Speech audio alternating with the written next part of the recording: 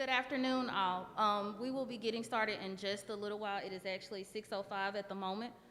We do have our staff here, but we will be starting in just a few minutes. Thank you.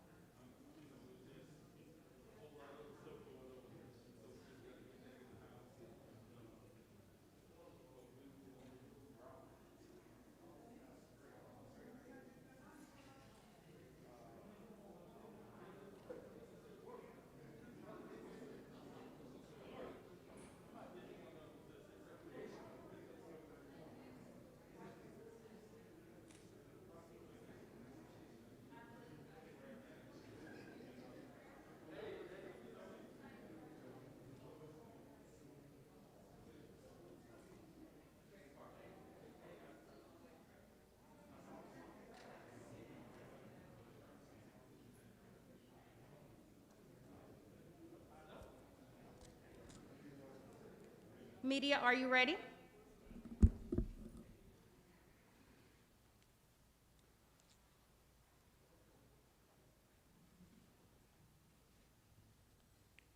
Again, I want to thank you all for joining us this afternoon. I'm Ashley McLaughlin. I'll facilitate on this evening. So we appreciate you joining us here at College Hill for the Garbage Collection Town Hall. We thank you for joining us for this much-needed discussion about the status and the next steps for the garbage contract. The current contract is scheduled to end September 30th, 2021. The mayor called this town hall to meet you all where you are in the community. We will now hear from the mayor after a short prayer from our minister, Mr. Andrew Lewis, and then we will go into an introduction by the mayor, followed by a couple of questions from the community. So please join me at the podium, Minister Andrew Lewis. Thank you. Good evening. Let's pray. Father, we give you glory on this evening, and we thank you for an opportunity to come into your house one more time for this very important meeting. Lord, we pray tonight for wisdom according to James chapter 1, verse 5.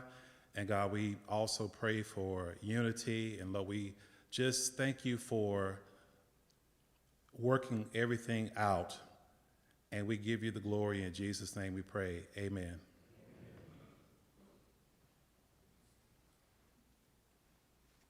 Thank you, Minister Lewis. And I failed to do this the first time, but we definitely want to appreciate the staff and the facility of College Hill for allowing us to have this town hall. We are truly grateful to be here. We will now hear from the mayor.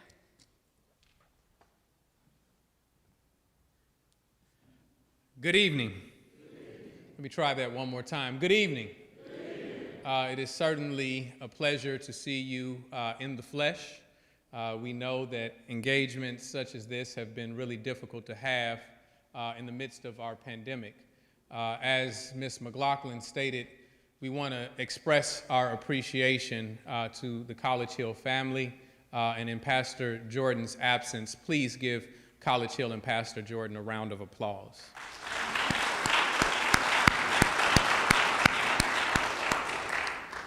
The church certainly has a role in making certain that we have the best health, the best interest of our community at heart.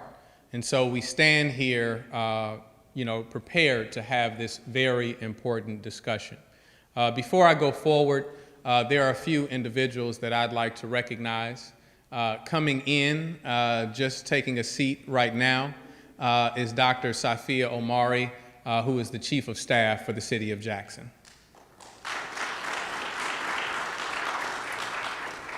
Additionally, there's a gentleman that you may not be aware of, or you may not have met him. He's the new kid on the block with the City of Jackson, and that is our CAO, Mr. Lewis Wright. In addition to serving 47 years with Entergy, he is also a member of the College Hill family, and so we're grateful to have him aboard. We're grateful for his service. I saw the police chief here. Yes, we have our police chief. If you could please recognize the police chief and all of our police department. Any other city employees that are here, if you could please stand and be recognized, I would appreciate it.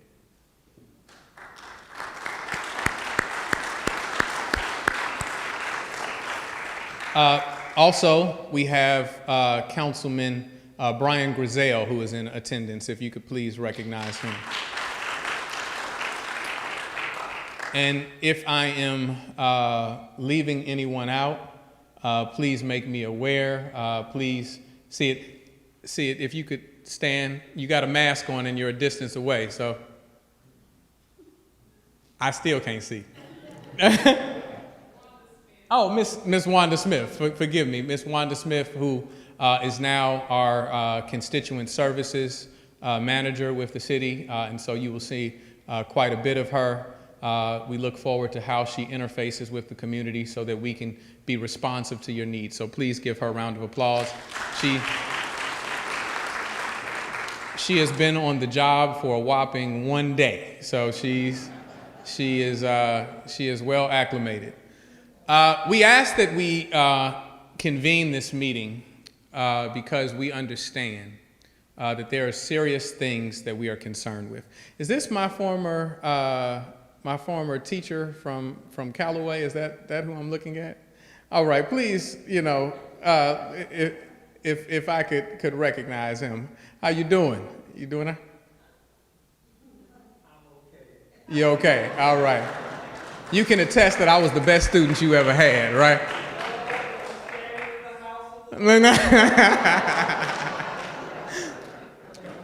So, thank you. We understand the serious concern that residents have when we're talking about something as serious as solid waste collections, right?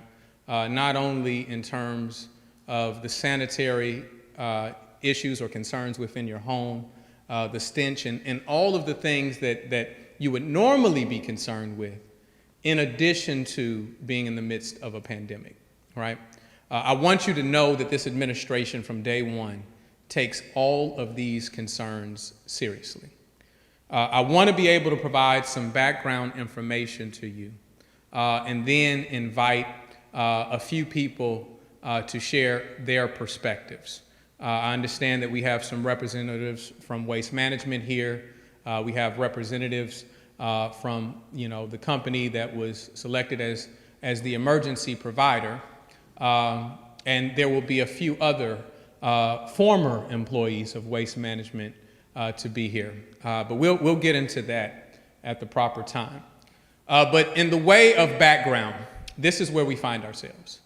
At the end of this month is the date in which is set for the expiration of the current contract by which Waste Management is operating, right, for garbage collections. So what we've done until this point, the contract that they're operating on was for 6 years with 4 one-year extensions. So that meant that there were 6 years that they had, and then each one of those 4 years, the city could take the option: do we want to continue? Do we want to put an RFP out? And so we used the very last of those 4-year options, right? And so just merely extending the contract that we're on is not an alternative that is available to us. And so what we had to do was put out a request for proposals. You do that as a part of the municipal procurement process for people to say, listen, I have a company, I think I can do this, I can do it at this rate, these are the services I would offer, this is my background, this is my experience, all of those things. And so once we put that out, we actually did it 2 years ago, before the last extension that was available to us. At that time, we had 4 companies to bid. Of course, we had Waste Management bid. We had a company by the name of FCC Environmental Services, which, like Waste Management, has an international footprint. We had 2 companies out of New Orleans, 2 minority garbage collection companies that actually split New Orleans contract for solid waste pickup. One by the name of Metro Services, the other one by the name of Richards Disposal. At that time, when we issued that RFP, we did not have any sense of the prices that would come back. And what we learned is that every single one of those bidders put out a proposal, or their response to the proposal was far higher than the city was prepared to pay at that time. And so what we did was, even though, and to be clear, out of that selection process, the company that was selected at the top at that time was a company called FCC. It's a company out of Spain. Never heard of them before they came about, but apparently they are one of the largest international solid waste collection companies. And so we told them all, listen, we don't have the money in order to pay, what you are charging. And so we would have to do a number of things to prepare that we were not prepared to do at that time. And so we ended them all.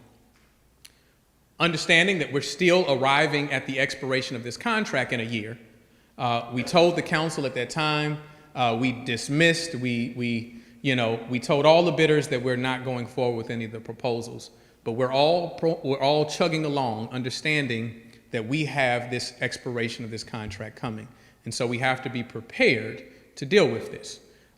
Waste Management met with me, met with various council members. FCC met with me, met with various council members. I'm not sure if Richards Disposal did.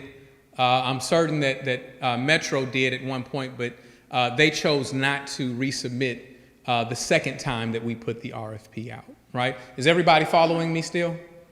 Everybody's still with me. I ain't lost nobody, right? So we put out the second RFP, and we get the responses from 3 of the same of the 4 companies that responded the first time. This time we get a response again from FCC, we get a response from Waste Management, and we get a response from Richards Disposal. And FCC won nearly unanimously by an independent review committee.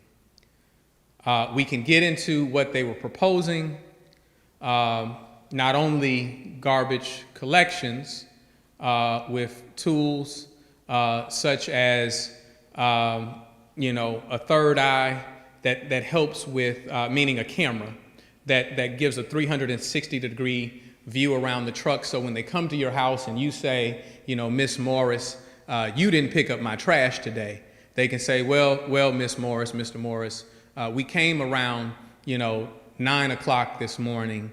What is your email address? We can provide you, an image of where we came. They also proposed within the contract. First of all, every respondent gave both a 1-day rate and a 2-day rate. That was at the request of the city, right? And the city had the option of choosing what that was for either company, right? So the 1-day, 2-day conversation that you've been hearing was not subject to any one company. That was subject to the city's option based on cost and expenses, right? And we'll get into the cost and expenses in a minute because I don't want to confuse you. So additionally to, the ability to have the third eye, they also were providing garbage bins. We asked everybody to give us a rate segregate a rate for what would it cost for a bin with the city seal to go at everybody's house. But in the final contract, the option, if you didn't want the bins, it could have been strucken out of there, right? So that was not consequential to whether we did it or not, right? That was whether the council deemed that this was an appropriate expenditure or not. Additionally, whereas some estimated 40% of our workforce on garbage collections is temp staff, they agreed to make 100% of their employees of FCC with an average salary of $63,000 a year, right? With full-time benefits such as a 401k plan, such as making sure that they had health care and all of these things, which if you're working temp staff, and we've had some of these helpers come and tell us, I work for Waste Management for 13 years, 10 years as temp labor, right? That means that you've spent a decade giving your body away and you have no health care benefits to attach to that except for 3 years worth of health care or retirement or all of those things that you are well aware of, right? Furthermore, what this means for you. So I've already explained the concern from the workers' standpoint and what they were offering.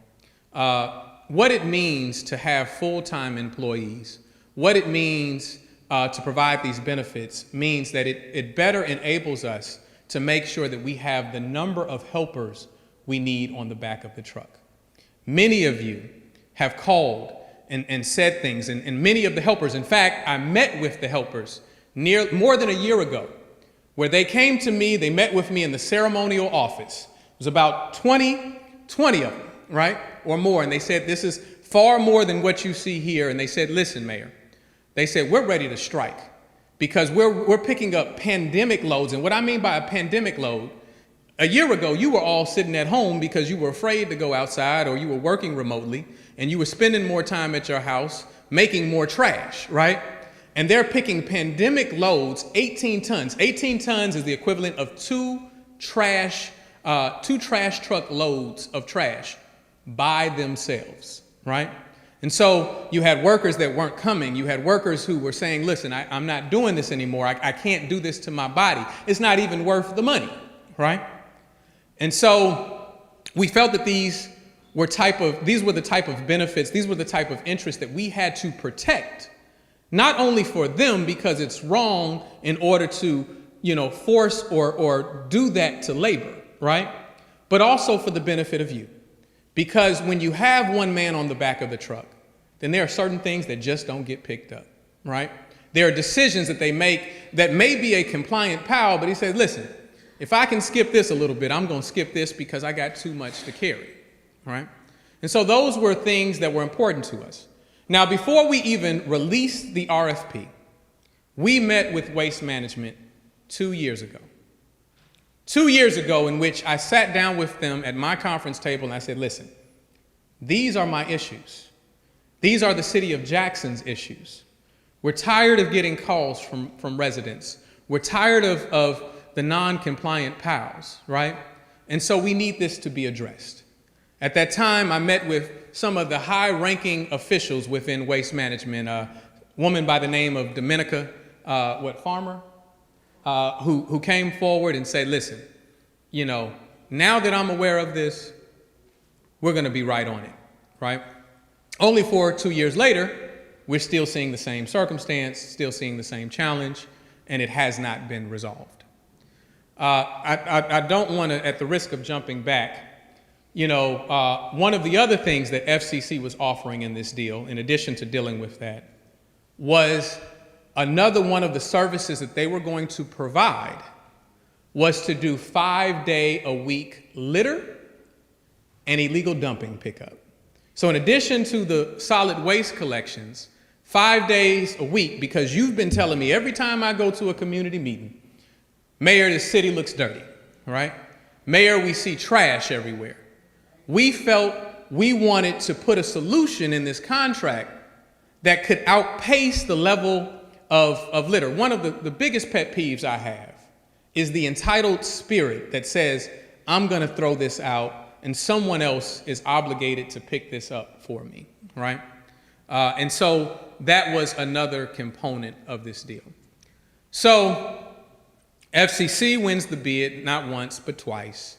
The administration decides we're going to accept the recommendation of this independent review committee. And we put it up before the council, right? And the council votes it down, not once, but twice. There are things that I could share with you, but for the sake of litigation that we're sure to deal with, there are going to be some things that I'm going to be reserved and not say, right? But we put that out, and they chose not to select that group and never really gave any merit-based rationale as to why they didn't choose those companies. Some of you heard, we don't want one-day trash collection. Well, I just told you, the one-day trash collection had nothing to do with FCC, right? That had to do with the city trying to minimize expense, and it was an option for 2-day for everybody if we chose to do that, right? We don't want trash bins. Well, I just told you, in the agreement, there was the alternative not to have trash bins. And the only reason that the city, and if you want to put the 1 day, trying to throw that out, then you put that on me, right? But understand why I chose that. I chose that because I already know, regardless of any company you go with, your prices are going to go up. After the negotiations, FCC was actually the lowest bidder, right? But any company you go with, your prices are going to go up. And the reason why your prices are going to go up is because you know that your solid waste bill is connected to your water bill. What have we not been getting out to you on a consistent basis? Your water bills. And so the city's been losing revenue, and we've been hemorrhaging. We've been operating in the red. That Siemens money, you want to know where some of that money went? It went to pay the solid waste costs that the city has not been collecting, that we had an obligation to pay, right? And so we know, in addition to the fact that we're not doing a good job of collecting it, we've also not raised those costs in 12 years, right? And so in the normal course of business, you don't have any expense that stays or remains the same for a 12-year period. And so we knew, regardless, we're going to have to raise the cost. Remember, 2 years ago, we put it out, we said we couldn't afford it, right? We knew we had to do preparation. We knew that we were going to have to tackle this giant, and you're still looking down the face of a raise for solid waste because it has to happen. We can't afford it. So one of the cost-saving measures that we contemplated, thinking about you, is, listen, we already got to hit our residents, with a higher cost for their sanitation, right? How can we find some savings that gives them some relief, right? I know that when Harvey Johnson tried to do this, they were mad at him, right? And they didn't want to do this. But at the same time, I have to consider, how do I best position my residents, and how do I bring them to what actually is now the industry standard? Most cities only do once a week collection. It's going to be a hard thing, but I believe you put me in here in order to put the city in a better position, not necessarily what's the popular decision, right?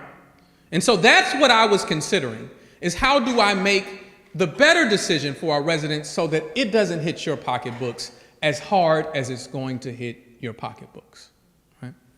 And so, but once again, the contract said that even if we didn't want to do that, if you said, Mayor, I don't care what the cost is, I want twice a week, and we'll deal with it. The contract said, look, we can go to twice a week. And so that was voted down twice. No merit based on that company.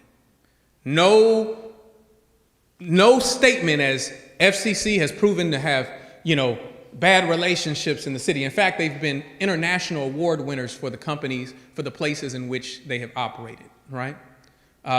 They have twice won what is essentially the Grammy of waste collections or recycling collections in both Dallas, Texas, and Houston, and the company that they beat out that won the year before was themselves, right? So there was no merit on that, but we moved forward.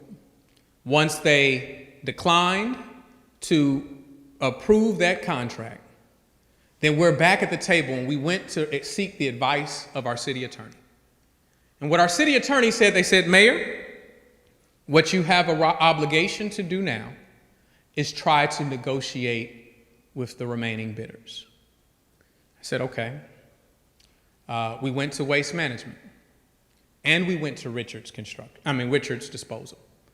What Richard said, they said, Mayor, at this late hour, I would not be able to create a transition smooth enough to provide you the level of service your residents deserve.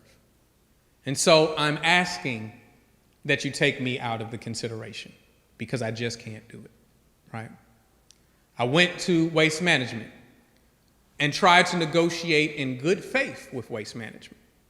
I shared with them, listen, we sat down across this table a year ago. I shared with you the concerns that we had. You shared with me that you were going to correct those concerns, and it didn't happen. I'm willing to move forward, but these issues are still looming issues, and so what we need to do is set a short-term contract with options beyond that, right?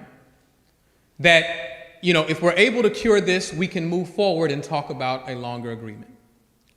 In that meeting, they said, Mayor, you're not willing to consider the 10-year agreement? And I said, listen, this is my exact words. I said, I'll consider it. If you knock my socks off, then we'll go forward with it. And so everybody left with homework. We were supposed to come up with language that, or there was supposed to be language that dealt with keeping them in compliance with the two people on the back of the truck and assure that they held true to that standard, right? And so we left, we broke, we came back with the meeting. And so this isn't just a meeting with them. There's a number of people in here that can verify all of these conversations, right? So we're sitting in that meeting, and I said, okay, we got our homework. What you got for me? And they said, look, we got this rate that's going to knock your socks off. We're going to do it for $13 with an extra $3.72 for a call center, right? Which brought them back to the $16.72 that they had offered in the first place, right? So I looked at that and I said, okay, where's the one-year option? Well, we just don't feel like we can do that, right? It would be too difficult financially. Now, let me tell you why that is a misrepresentation. First and foremost, not only are they the current vendor where they don't have to purchase new trucks, they don't have to establish the personnel and hire new people, they also control the waste disposal contract. You have a garbage collections contract, and then you have a waste disposal contract. So anybody who bids, at the end of the day, part of that expense goes to Waste Management, right? And so when you're looking at the rate, you automatically assume the cost that goes to them for the disposal part of the contract, right? So they're going to eat off of Jackson regardless. And so this felt disingenuous. It felt like just like a year or two ago when they told me they were going to rectify the things and they didn't do it 2 years ago. We met a week ago. You told me you were going to bring me this one-year option and you don't bring it to me. It feels like you're slapping me in the face and you're saying to me, we know that we have the council. So no matter what you do, you got to work with us, right? And so then we got a letter. I said, listen, we're dealing with, the end of the week, we got a storm, Hurricane Ida's on the way. I said, look, everybody go back, let's think about what our conversations were, and then you let us know where you stand. On the day that we shut down the city for Hurricane Ida, they send an email. And the email says that we cannot provide a one-year option. We won't do it. And so, it's just a non-starter for us. And so we later respond with our attorney, and we have now reached an impasse that we can't move forward. And so we asked for advice from our attorney.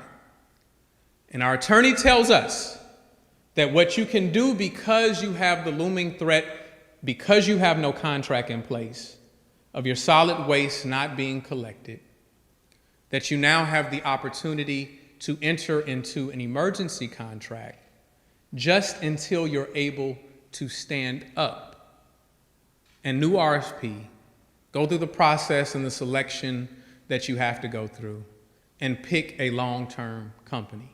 Do it all over again, right? And so reluctantly, we had to do that.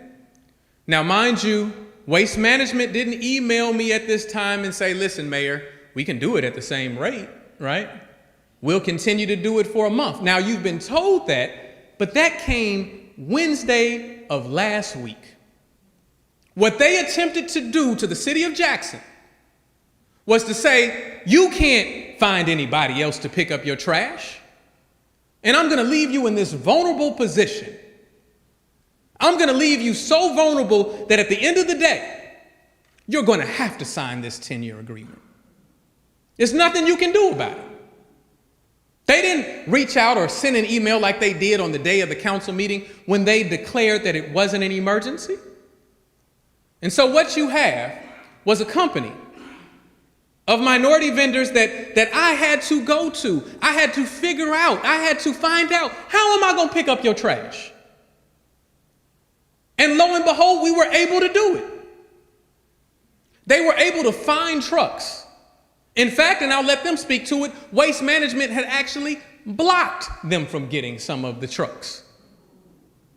I'm going to let them tell you that, though. And they were able to get it in spite of and stand up a service. And at a lower price than the $16.72 that Waste Management actually bid. So now they're acting like they were the lowest bidder for emergency services, but that's because you don't know what they bid for the contract. And you also have to realize that this new company has to transition, they have to get personnel, they have to rent these trucks, so they have to pay a higher cost for these. So all of these things was done, right, out of emergency, out of being in a vulnerable position. And so it's a misrepresentation to come here and say, you know, we offered $10 to do it. That's not what happened. And so at the same time you learned about it from the media is the same time I learned about it. Because I was in the council meeting when they sent the email, but all of a sudden the council knew and put out let me say some council members knew and put out a whole, press statement about we think we found a solution, right? So that is where we find ourselves. And so I will tell you, there were a lot of, so let me summarize one other thing. So on Wednesday of last week, they invalidated or nullified my emergency saying we don't have an emergency yet. Only for Waste Management to send the email after that council meeting, say we can do it for $10, right? And then I say in response, and I don't know how much the media covered, but I say in response, listen, first and foremost, that option was never provided to me. Secondly, we can't go forward with Waste Management for a month, for 6 months, or for a year unless it's through one of two legal ways. You either do it through a bid process and where you negotiate it, or you do it through an emergency. And I told the media that. And apparently, the lawyer that the council hired, because they didn't like the advice of the city attorney, right? The lawyer of the council said, you know what? Gosh almighty, he's right. And so today on a council agenda, they declare an emergency. And so I'm sitting there asking the lawyer, well, what didn't make it an emergency on Wednesday, but now it's an emergency on Monday? It made the record, so y'all need to go and look at those meetings, the minutes. Go watch the video and see if his explanation to me suits you. I'm going to operate in the full light of transparency. What I am trying to do, whether you're talking about Siemens, whether you're talking about waste management, or any company, is establish the type of reputation in the city of Jackson that you don't come in here and exploit us and think that you get whatever you want. We demand good service. How dare Jackson want the best technology? How dare Jackson want people to be paid an average of $63,000 a year? How dare Jackson want those things? And forgive me if I'm passionate about it. But there have been a lot of misrepresentations in this process, saying that we did an illegal bid process. What was illegal about it? Saying we chose a company. We didn't know FCC. And so I just want those facts to be on the table. I want you to be informed. I serve you. So if I'm wrong, tell me I'm wrong.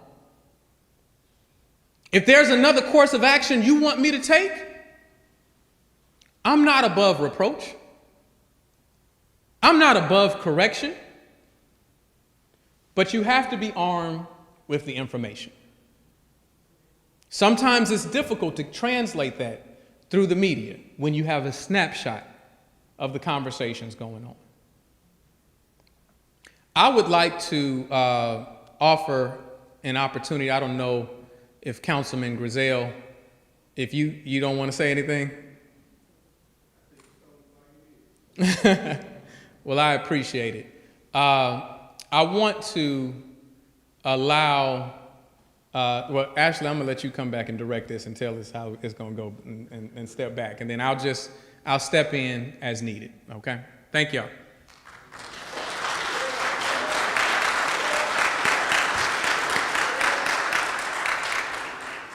Thank you, Mayor. Based on the questions that the community may have, then we'll allow the company to come up and explain that. Now we're entering into the questions phase, so I will ask that each of you come single file to the mic to my left to ask your question and to speak clearly. If you are not speaking, I will ask that you hold any conversation so that the person who is speaking is not disrespected or is not heard, so that their question can be answered appropriately. Do we have any questions? Not all at one time. And I do apologize that we only have one mic, but we'll ask you to come to this side. Thank you.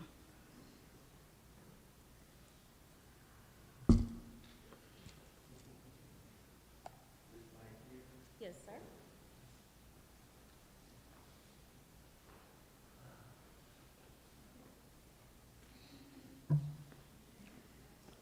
Good afternoon.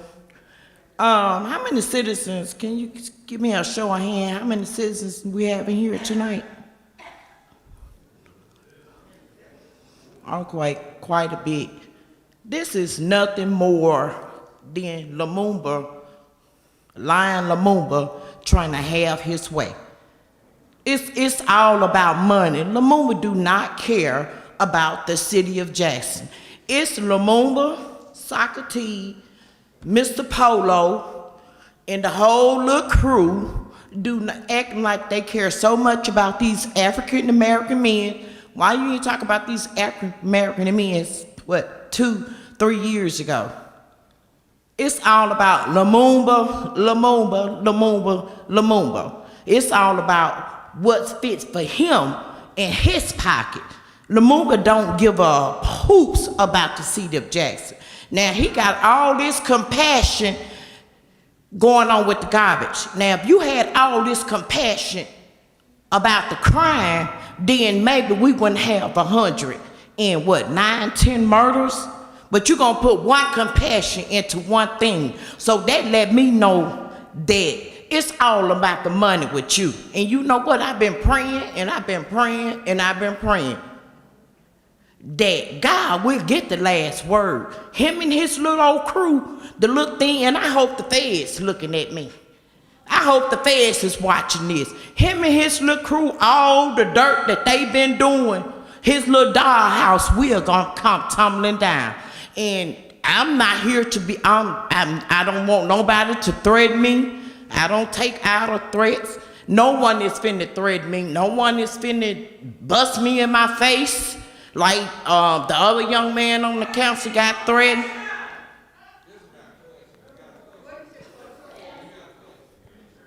No, I ain't got no question, but I just told you how I feel. You can't tell me what to do.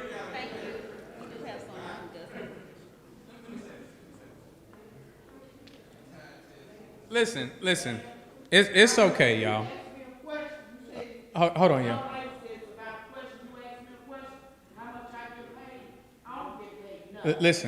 Listen. It's okay, y'all. You know, there are a variety of opinions, and that's what we stand here for, right?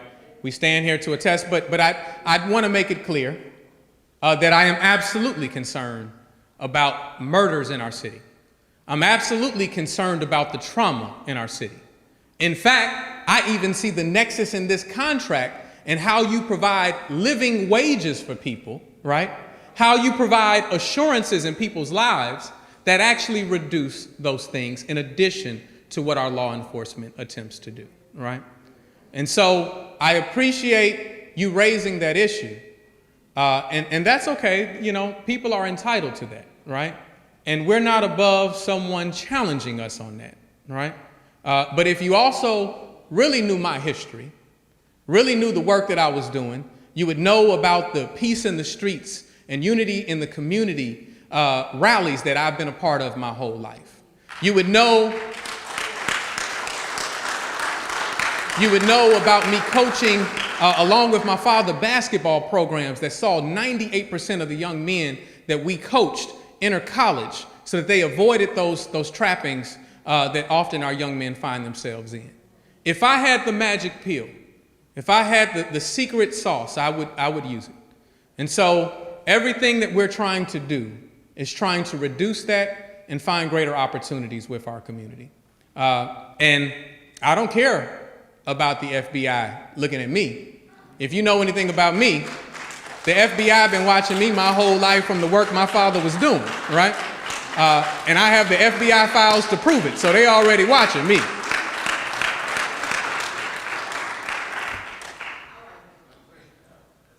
Teacher? Good evening, I'm Eric Irvin. My question would be concerning waste management. They've had 10 years as such. 6 years? 35 total. No, I'm just on the last contract. I'm just looking at the last contract. You said 10 years, and then 4 years or 1 year each. And there were some things that were not done properly according to you all from Waste Management, and you requested that they correct this. If you don't correct it, then you're not operating in good faith. You need to correct it in order for it to be compared. And then I was sitting there thinking about the wages that the people that are making there. If you haven't provided them with a 401k and the medical insurance and stuff like that, then they really can't function. I had a liver transplant in 19. If I hadn't had medical insurance, I would have never made it. And some of these people who are out here working are trying to manage and take care of families. And in order to do that, they have to have money. They have to have some things provided for them so that they can make it. When everything comes back, have you compared the contracts to see the difference between the two and then make a judgment based on that? Because one contract may be better than the other one.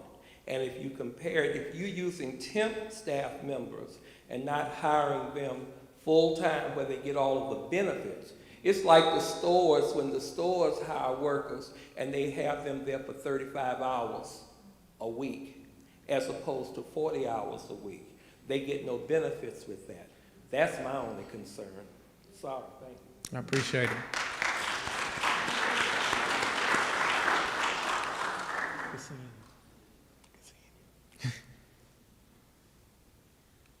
Thank you for having this city-wide meeting. It's the first time I've been to one of your meetings. I am Dr. Sheila Bullock. I live in Ward 6. I've lived on Vineland Drive for 36 years. And I think Waste Management's picked up my trash for 36 years. I talked to the guys. The lady across the street from me actually gives them water. I've never seen, until a couple of weeks ago, at least 2 men on the back of the truck. A couple of weeks ago, we missed a garbage pickup on Wednesday. They came on Thursday, and only 1 man was on the truck. And I talked to him, and I said, what happened? And he told me that people just won't work. And he said, I don't understand why, because they're paying us almost $15 an hour. And that came from I asked the question. Mm-hmm. I do want to say that they are very respectful of my area. We don't call the city and say people didn't come pick up the trash, because they do. Now, there's times when people put a lot of limbs out on the street and they're too big for the trash. And sometimes I put out things that they tell me we can't put on the truck. The lady across the street from me has a little walking disability. She gets her trash to the street. Those men actually take her garbage can to her garage. She doesn't ask them to do that. I don't know these people over here. I've never met them. I've only talked to some of the men that come by our street. But from my perspective, they're one of the best city services we have. I mean, that's from my perspective. Yeah. And that may not be from all wards, but from my area, where I live in Ward 6, that's my perspective. They go up and down Terry Road. I always see 2 men on the truck. If I'm behind them or anyone else is behind them, they actually work to get you around and watch the traffic and guide you around. I didn't realize that they had specified hours, 6 to 11, I think is what the newspaper said. You know, with them doing those kinds of things and helping the citizens out, they can't always get garbage picked up by 11 o'clock in the morning. So if that's something that's going against them, there's other extenuating circumstances that need to be looked into that. My concern about the one-day trash and the big machine that picks it up, if you ride through my neighborhood, you will see almost every place that the trash truck stops, we have road condition problems there. Our homeowners association has actually brought this to the city. So when we're looking at a contract, we also need to look at preserving our infrastructure, because it's in poor condition now. We can't get it repaired, and we don't need heavier trucks that have big lifts on them, or what I saw on TV for this rental truck was a great big huge white thing, and I'm thinking, oh my goodness, that's much heavier than what we have now. So that's another thing that needs to be looked at when we're looking at that. So those are some of my concerns and some of the things that I have witnessed over the last 36 years of living in Ward 6. Well, I appreciate that. Thank you very much. Actually, to your point about road conditions, what has been established by the industry is actually the 1 day a week actually preserves your roads further than twice a week.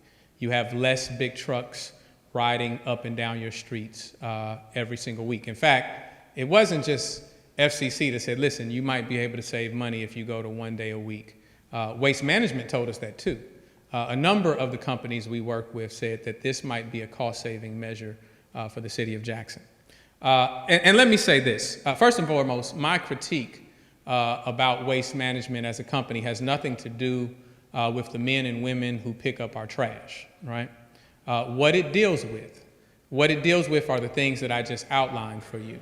And I can share with you, where I live, I won't have to worry about somebody not picking up my trash, right? But I'm not concerned about just where I live. I'm concerned about this entire city. And that has been a matter that we have heard about consistently in the city of Jackson. Our solid waste director, Lakeisha Weathers, is constantly identifying compliant piles that are not being picked up, and that's problematic. And so I appreciate, and I'm happy that you have a very good experience, but we need to make sure that your experience is equitable and shared across the city, right? I guarantee you there are some people in this room that have seen these trucks operating consistently without 2 men on the back of the truck, right? I promise you, we've gotten pictures. I've witnessed it time and time again. So this isn't, you know, a rare occurrence. This is consistent. This is consistent. But I'm glad for that. And I don't want to interrupt your service. I want to make sure that the same level of service you got is applied across the city. How you doing? I'm well. How are you? I'm doing well. Good. I would like to say that I don't have a problem with waste management at all. As a matter of fact, somebody from waste management brings my garbage can up to my carport, and they don't have to do that. Hope I'm not getting nobody in trouble, but that's just the truth. They've never been absent. They've always shown up. But I do have concerns about trash being in the neighborhoods, period. You know, not at the end of our driveways, but I live in Ward 5. I live close to a street called Hickory. I don't know if the policemen, well, I know somebody know what Hickory looks like. On South Drive, they dumping back there. That's where the trash is, and among other, you know, places. But like I said, I don't have any trouble with waste management. I think we should keep them for another 25, 30 some odd years. That's my opinion. Yeah. See, we got some waste management people back there and right here. And I got your text message. I appreciate you when you sent your text message to me about this. And I'm glad that experience, but once again, I want to make sure your experience is applied across the city. But I thank you for bringing up the issue of illegal dumping, because that's another one of the components of the FCC contract, is that it wasn't only going to pick up your trash. 5 days a week, they were going to pick up illegal dumping sites, right? And so, you know, I'm looking for ways to solve consistent problems that you have in the city. And that is something that we wanted to address. So I thank you for bringing that up. Yes, ma'am. Good evening. I'm Shirley Miller. I live in Ward 3. I do have questions. One of the things that I would like for us to look at for the contract that's coming up is some of the things that you indicated that was in the FCC contract. Clean streets. Every time I come home, an area is packed with trash. It's as if somebody stopped there and dumped all their trash there. I'm not talking about illegal dumping. That's a whole nother story. I really believe that this needs to be part of a contract. Is how can you help us address this? How can you help us with the illegal dumping? Can I interrupt you just for understanding of what you're saying? Please explain to me what you mean exactly. I'm sorry. Okay, that's not a problem. On the intersection of West Street and Meadowbrook Road, there's a overpass for the trains. And once you get to that intersection, you turn left. It's trash all around that area. It's in the median, it's on the side. It's as if, like I say, somebody says this is a perfect place to dump trash. Not illegal dumping, it's not tires or anything like that, but it's paper consistently. And in the past, we've had sometimes people from prison come and clean it up. But as soon as they do, it's dirty again. So I would like to see us put into the contract a method by which the person that is the company that's going to handle our waste management, our waste, this is part of their contract as far as that, and look at illegal dumping, because Jackson is dirty and it's embarrassing. Yeah. And I personally believe that when some place is dirty and people don't want to go, crime follows. Crime goes there because people don't want to be there. Nice people who have, work every day and have a nice car and whatever, we don't want to be around that. So we have people who move away because crime is infested. So I think it's a dual situation. And I also want to say, my son and his wife live in Atlanta. They get 1 day a week trash pickup. They do have collection bins that come from the city, and they work through it because they've lived here before. So, because I was shocked. I said, 1 day, what is it? So I thought about that if we had to pay more and we could have the city cleaner, I'm willing to pay more and have one day. So thank you. Thank you. No, I appreciate everything that you just stated, and I agree that Jackson is dirty, right? To be clear, what was in that proposal was not only for illegal dumping, but for litter pickup as well. 5 days a week. 5 days a week to make sure. And so going forward, that's something that we mentioned and wanted in the RFP process because we want a clean city, right? We want a clean city. Once again, I know that there are passionate feelings on both ends of once a week and twice a week, right? Just know that twice a week costs more. With the once a week option, the reason that we asked them for bins, right, is because we said, listen, if we're going to reduce the days from twice a week to once a week, we want to be able to provide bigger bins so that people could store more trash, right? Now, the trash that they would pick up isn't limited to what's in that can, right? Because that's some other questions that people have asked. They would pick up bags and other things that are compliant, but we wanted to give people that option that if you only went to once a week, but that's something that we'll look at going forward, right? But I'm trying to surmise, what is the best path forward because you're gonna have more expense, right? We have residents on fixed budgets, right? And so we gotta consider all of that, and that's what we're trying to do. Yeah. Yes, sir. Hi, I'm John Harrison York. I'm a resident of Bellhaven. Just have a question. Is there anywhere we could go to find a comparison across all the different contracts that were submitted that's apples to apples, line itemed out? We could turn over, at this point, let me get with legal. I think we could turn over, the scoring sheets, right? We could give the scoring sheets. So to be clear, when the review was made, I was nowhere in the room, right? I had to wait, and there's been a statement of, why you didn't give us this contract sooner. I put the contract in front of the city council the very next council meeting after I received the review. So the mayor didn't hold anything. The mayor wasn't trying to do it at the last minute. It was after I received not only the assessments from the review committee, but the legal sufficiency that we put it up, right? So I think we could turn that over. I don't know if that would be a problem. I think it's public record, honestly. Awesome. And Right. yeah, if that's available, just if that gets posted on social media or something, it'd be appreciated. Thank you. I'm going to ask if Mr. Calvin Cook will come forward. I saw him coming forward. I'm not in replacement of you, ma'am, but I saw him and he got tired, and I know he has a story to tell. Okay.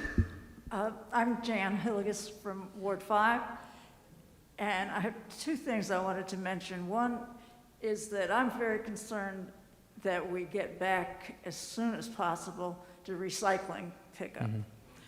And that's, and to those who are here, if any of you are interested in reuse of the recycled materials, I'd really like to talk to you because I think we really could develop an industry in Jackson that reuses our paper and plastic, particularly, and maybe other materials. And I'll bet we've got some students either here or in your families who could help us figure out how to do that and make it a business and a scientific question about how to do it well and what to do and so on. The other thing that I wanted just to mention and ask you to look into is a few of us will remember back in 1970, around then, there were I don't remember then. the garbage around 1970, the garbage was picked up by city workers, and they went out. I'm not positive if they went on strike, but they threatened to go on strike. They wanted to form a union, and the city would not accept that. And I cannot tell that whole story, maybe somebody here can fill in the details, but somewhere after that time, garbage collection got privatized. And I want to suggest that a good project for a student paper or somebody else would be to find out the comparative costs of bringing the community service back to the city compared to giving it to the people who run one company or another someplace. And so I'd like to see the study done, and I'd like to hear the results of it. And, and I think at least a preliminary study, perhaps with also experiences from other places, could be done pretty quickly. And so I would urge you to consider that as an option in the future, and therefore consider not having a very long-term contract so that you could go to that in the future if it turns out to be that the money could stay in the city. Well, no, I appreciate that. Please. I am, Ms. Hillegas, I am aware that the city did formally pick up the trash itself through city employees. Hindsight is always 20/20. If I had that opportunity, then I think that would be ideal, and we can do that study. The problem that normally takes place when the city outsources services is normally you have a company that comes forward and says, we can do what you're doing cheaper, right, and fulfill it. And so you then do that only to reduce your capacity as a city, that if you later become discontent, if you later want to do it again, you now have to stand up the workforce to be able to accomplish that again. And so that's what usually leaves you in the cycle of continuing to do contract after contract after contract. And so we have to find out how we break from that cycle. There's some nice people that come forward and try to get contracts from the city. But I must tell you that I'm not in love with any of them, right? Because, there's an old adage that if you put out a bid and you got 4 people that bid on it, or 4 companies, you end up with 3 enemies and 1 ingrate, right? And so, what it is all about is making sure no matter what agreement we reach, if we have to reach an agreement, is that we hold everybody accountable to do the service and do the service correctly.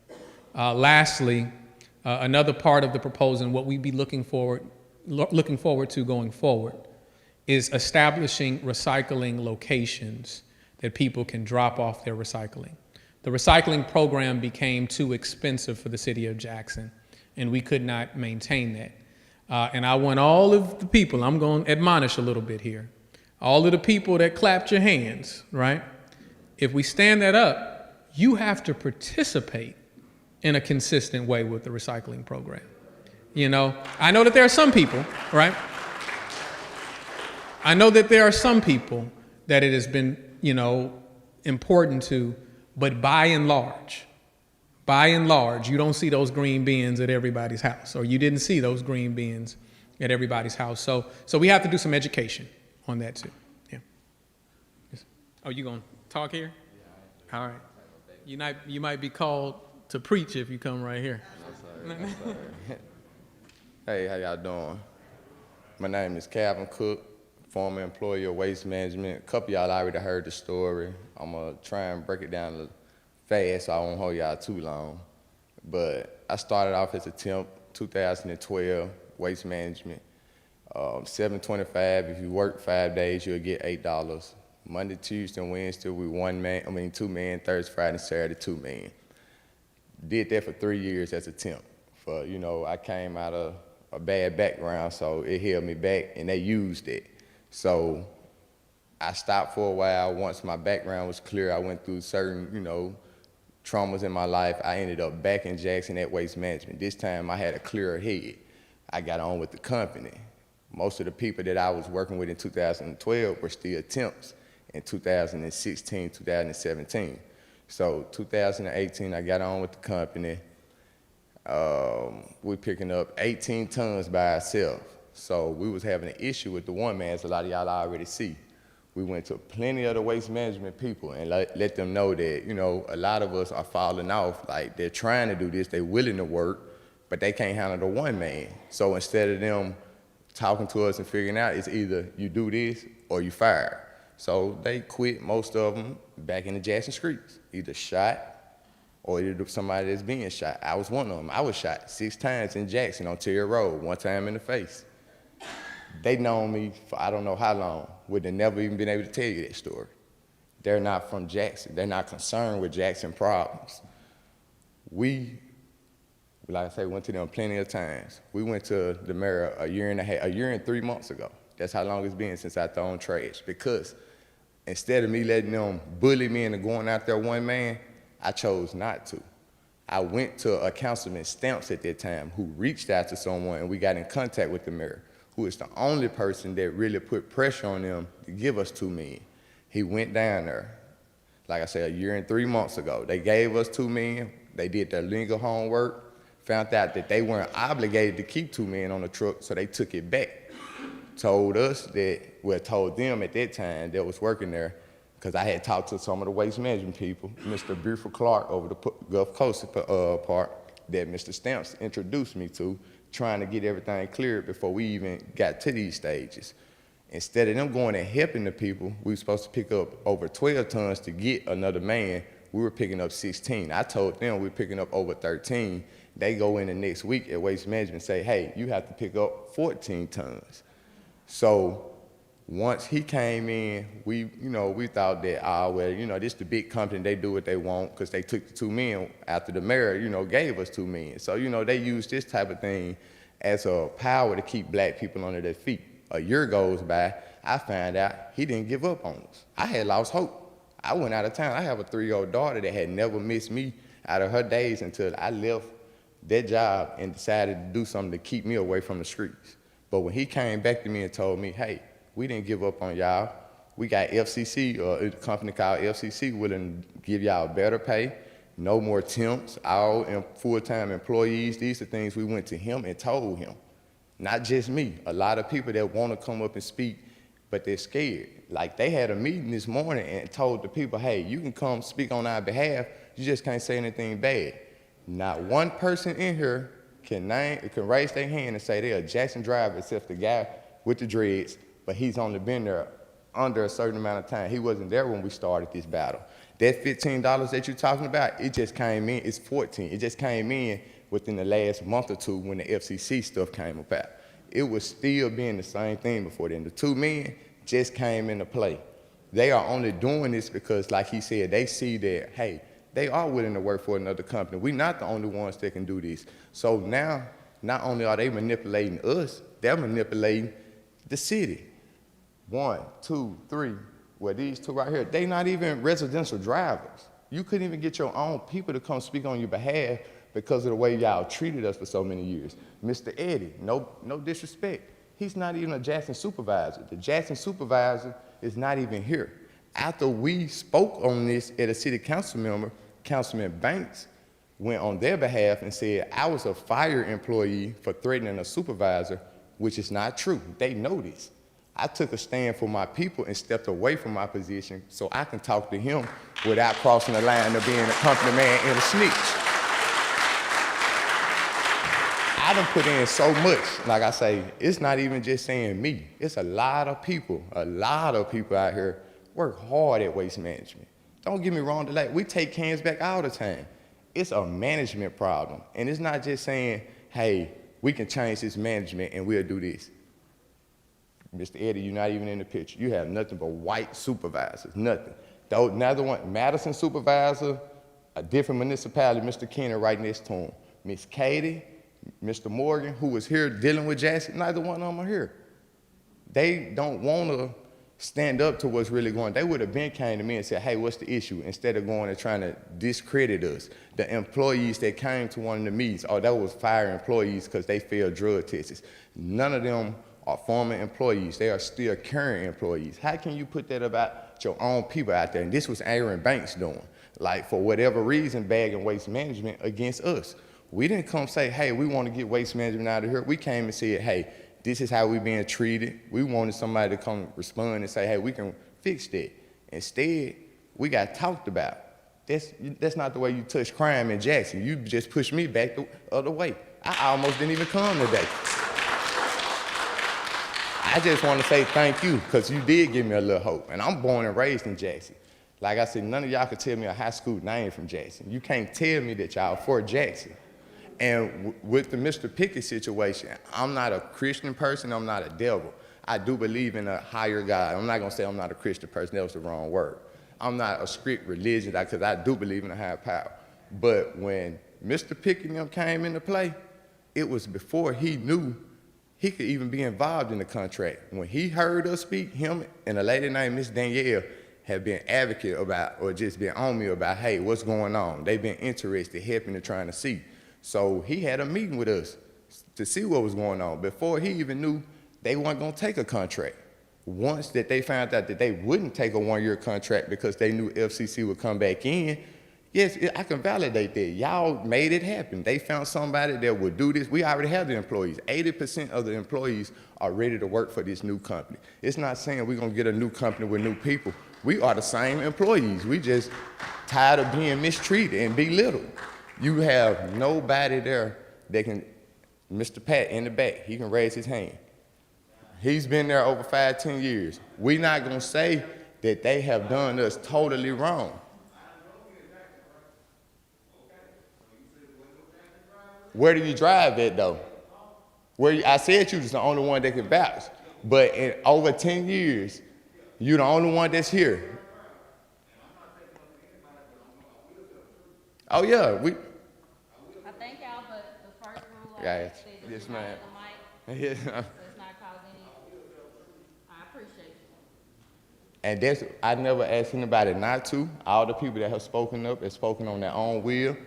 And you're not a current Jackson driver, so that's what I'm saying. There's only one current Jackson driver in here. After you had a meeting with 2 rollouts over 40 drivers, and only 2 residential drivers in here, which is he and the guy with the dreads. So that should tell you we standing together to a certain extent. They might not come here and speak up, say, hey, we're being mistreated because they're putting their job on the line, but they didn't come here and contradict it. Thank you. Thank you.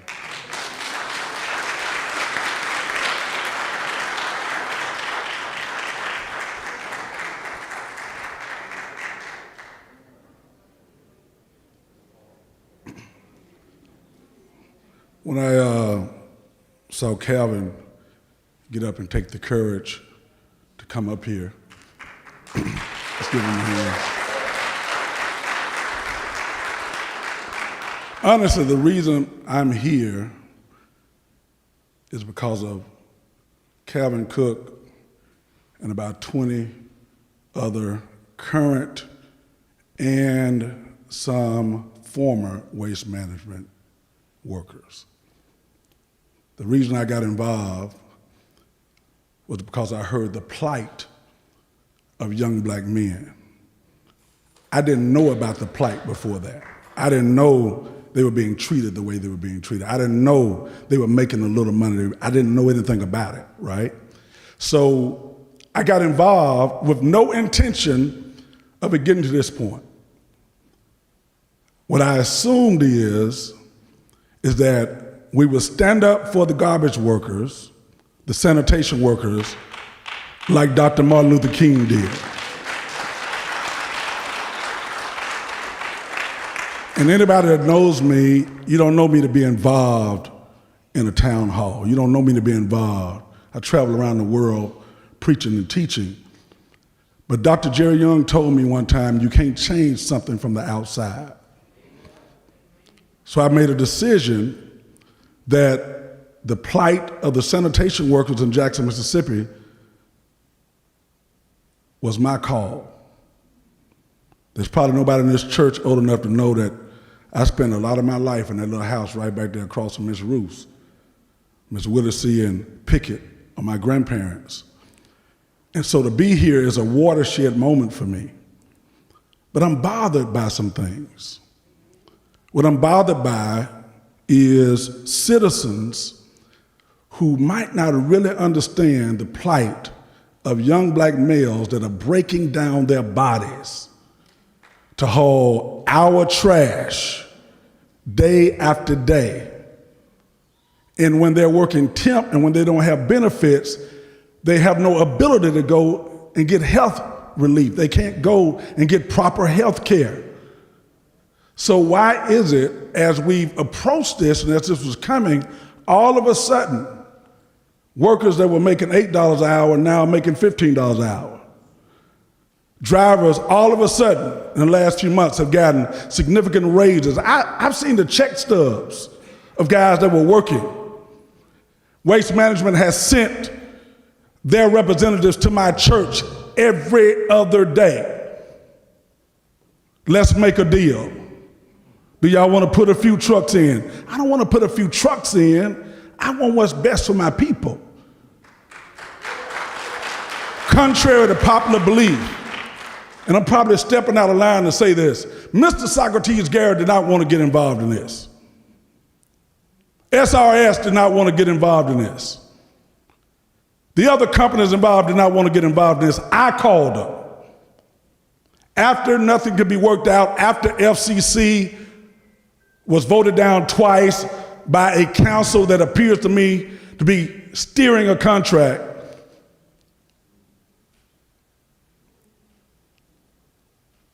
I made the calls. Made the call to somebody that got a $250 million line of credit.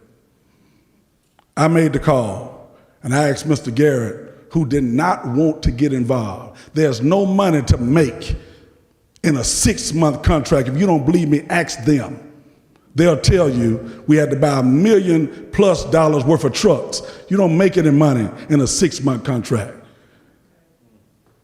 The rate was $15 per household. In Memphis, Tennessee, the rate right now for an emergency contract is $25 a household.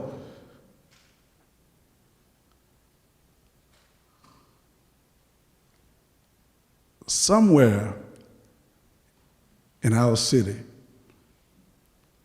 we got to take the courage to stop having to be the subs to these companies that are major conglomerates, that their money does not stay in your community. They don't stay in your community. They don't spend in your community. They don't invest in your community.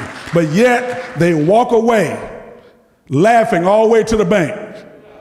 And what they do is they get a couple of us to work in with them. People I call sellouts that took the money up front. Then they made some of them, sign what's called a no-compete clause.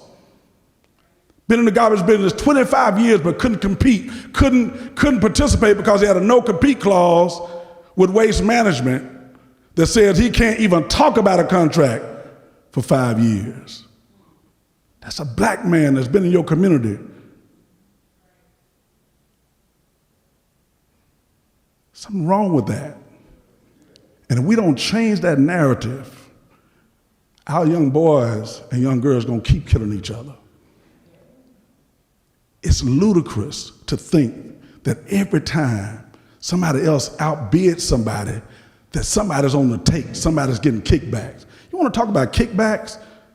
Why would a city council turn down? Why would Aaron Banks, Virgin Lindsay, Ashby Foote, Kenny Stokes, and Vernon Hartley turn down what was a legal bid and then control the information and lie to you? Aaron Banks has been one of my friends for 20-some years. He told people I offered him $20,000 and $50,000. My church has paid the mortgage on his church. You understand? I paid this mortgage myself to help him as a friend. But something's wrong when a friend turns on another friend that's never been nothing but good to him. And to me, that's demonstration that he's being controlled by people that don't care about him. I ain't telling you what I heard. He admitted, I called him as a Christian because we're in church. I called him, I said, brother, I heard that you said this about me. And he admitted to it. His friend for 20-some years. But I was mad at you. But you just accused me of a crime. My point to you, y'all, is this. You can listen to all the stuff you want to listen to. But there's something wrong in Jackson, Mississippi when we continue to let the waste managements of the world rape us of our dollars.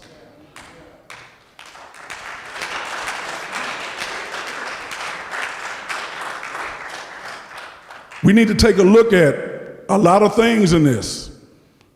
We need to take a look at who's paying the taxes. Where are the taxes? Are taxes coming to the city of Jackson? Are taxes coming to the state of Mississippi? There are a lot of things we got to look at and think about. But what we won't do is allow another day for sanitation workers in this city to be mistreated. With everything I have, everything I am, we're going to fight for those young black men and women that work, whichever company they end up working for. God bless you. Thank you.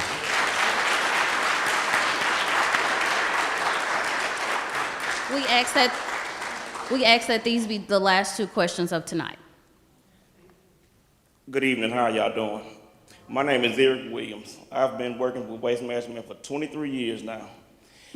I don't know about the situation that young man went through, but I have never been mistreated. You can call me a sellout, a coon, or whatever you want to, but I'm speaking from my heart. I have no problem with any of the supervisors. If I go to them, we can get whatever issue I have resolved. I do drive roll-off, but I drive everything around there. I don't know if he's seen me drive residential or not. I started in residential. True enough, I take the can back. Well, I have the helpers take the can back to some of the residents' house. I do what I can to help out. Thank you, ma'am. We do provide benefits. Well, Waste Management does provide benefits for us. Some of the guys cannot pass a drug test. That's why they're not with the company. They need to put that out there if they're going to put anything out there. And we do make way over $63,000 a year. And so, as far as a lot of the issues that's going on, I can't say what the problem is, but hopefully we can work with the city to get this issue resolved. Thank you all very much.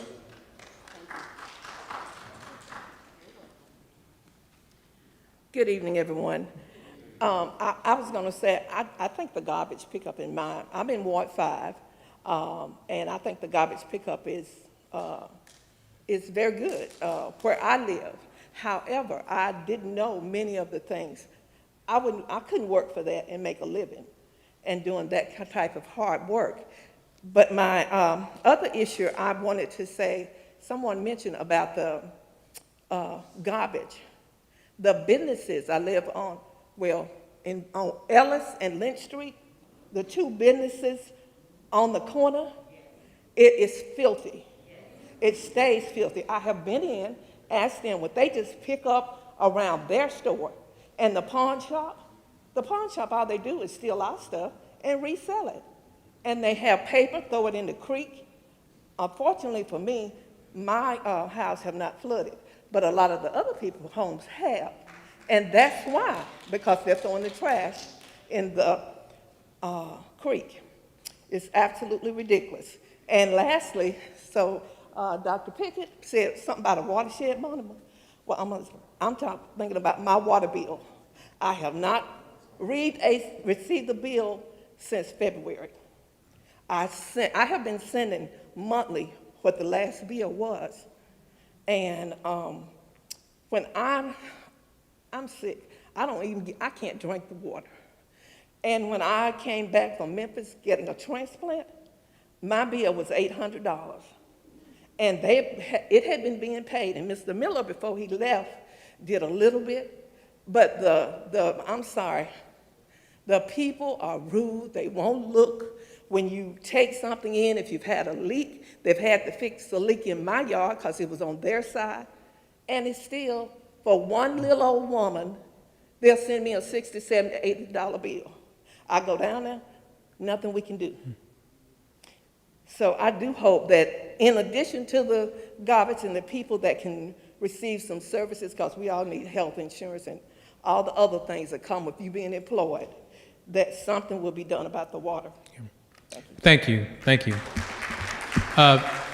Couple of things just to respond to you. First and foremost, as was always my intent, and what I wanted was to make sure that we have effective service, that we treat workers right, and that we also look for solutions at how we pick up our litter in addition to. And so I submit to you that that will still be the priorities that we have established when we move forward, okay? Secondly, the issue with the water bills. This has been the absolute, I'm trying to think of the phrase. It has been, just instead of trying to figure out a phrase, it has been the biggest challenge that we have endured, not only as an administration, but as a city since the implementation of the meters that Siemens sold us. But the good news is, and for those of you, because I hear your story, and I hear your story frequently, and I owe you honesty, right? And in that honesty, I can tell you that your relief won't come until we install the new meters, right? And that was based on the manufacturer of the meters, right? The manufacturer of the meters, Mueller, the shareholders of the company end up suing them themselves because they said that the meters that were sold to Jackson and other cities had such a high failure rate that they were spending more money correcting those issues than they were producing new meters, right? And so if they can't fix their meters, then I can't fix their meters, right? And so part of what we're doing is going through, you will see people at some of your houses taking pictures. Don't shoot them, right? Don't be afraid of them. They are there because they are surveying on behalf of the city of Jackson. UMS is the name of the company, minority firm, that is installing the meters, right? But they have to come first and take a picture, get your address, know where your meter is, know what the problems are, make sure that they have everything that they need to properly install those meters. The challenges with the meters range from some that were improperly installed, some that have metal lids on top of them and the signal can't get out, right? Repeaters, which are those little strange devices on the little poles in your neighborhoods. Those are devices that are supposed to read, when you consume water, your meter is supposed to send a message to that little device and then go to the water department. Now, anyone who answers your call owes you good customer service, whether they have an answer or not, right? They owe you that. And that is something that we will work on, right? But just like the issue that we're talking about with waste management, that is an effort that the city of Jackson is trying to overcome, right? How do we show dignity in people's jobs? How do we also make sure that the processes that make sure that we account and have a record of how people perform are sufficient so that we can correct them? That has not been the history. That has not been the culture in Jackson, right?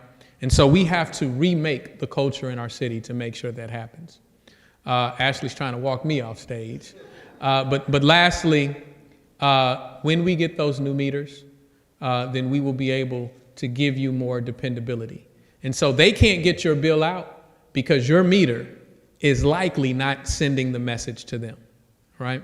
And because they're not getting the message, they can't create it. And so the fix is on the way, okay? We want to be intentional in this process. You know, we have a number of people working diligently on this. And so that's why it hadn't happened quickly, because we want to make sure that we cross all our T's and dot all our I's. I thank you all for your time today. I thank you for listening to these issues. I want to assure you that what we will be focused on going forward is making sure that we always work in your best interests as residents of Jackson, and we love you. Thank you.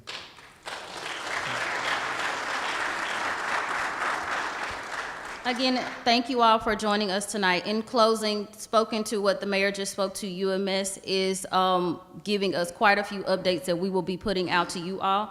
And so what we will do is load those updates to the city's website, and you will be able to see exactly what is happening with the meter system, as well as how to look at how it processes your bill going forward. So again, we appreciate you all for coming out. That concludes tonight's discussion. I ask that you have a great night.